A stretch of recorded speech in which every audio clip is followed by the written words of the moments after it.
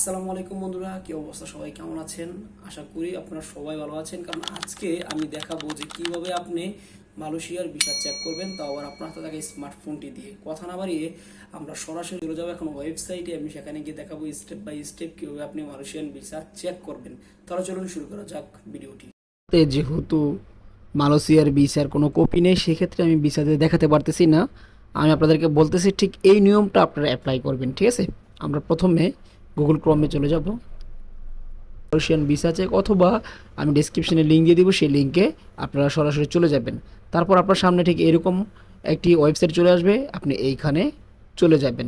ডিসক্রিপশনের যে লিঙ্ক আছে সেই লিঙ্ক থেকে গেলে তাহলে আপনার সামনে এরকম একটা ইন্টারফেস চলে আসবে। এখানে যে প্রসেসগুলো একটু মনোযোগ সহকারে দেখবেন। এখানে আসার পর এখানে আপনি যে কোনো একটা অপশন রয়েছে থ্রি ডট, এখানে আপনি একবার ট্যাপ করে দিবেন। যখন আপনি থ্রি ডট ট্যাপ করে দিবেন, আপনার সামনে এরকম একটা ইন্টারফেস চলে আসবে। এখানে দেখেন ডেস্কটপ সাইড নামে একটি অপশন রয়েছে, আপনি ডেস্কটপ সাইডে একবার ট্যাপ করে দিবেন।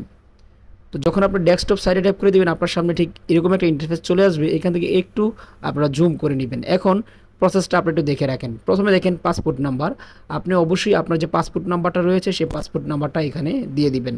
তারপরে এখানে দেখেন স্টিকার নাম্বার, আপনার যে ভিসার ফিল কপিটা রয়েছে সেই ফিল কপিতে আপনি একটা স্টিকার নাম্বার পাবেন, ওই নাম্বারটা ঠিক আপনি এইখানে বসিয়ে দিবেন। দেখেন এই যে সংখ্যাটা রয়েছে, এই সংখ্যাটা আপনাকে এই ঘরে ট্যাপ করতে হবে।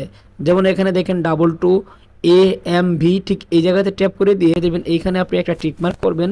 তারপরে এখানে দেখেন চেক নামে একটি অপশন রয়েছে, আপনি চেকের ঘরে একবার ট্যাপ করে দিবেন। যখন আপনি চেকের ঘরে ট্যাপ করে দিবেন, ঠিক আপনার সামনে আপনার ভিসার সমস্ত ডকুমেন্ট চলে আসবে। সেই ডকুমেন্টগুলো আপনারা দেখে সুন্দরভাবে মিলিয়ে নেবেন যে আপনার ভিসায় সব কিছু ঠিকঠাক আছে কি। জানি না আজকের ভিডিওটি আপনাদের কাছে কেমন লাগলো। যদি ভিডিওটি ভালো লাগে থাকে অবশ্যই লাইক কমেন্ট শেয়ার করবেন। সব ভালো থাকবেন। খোদা হাফেজ।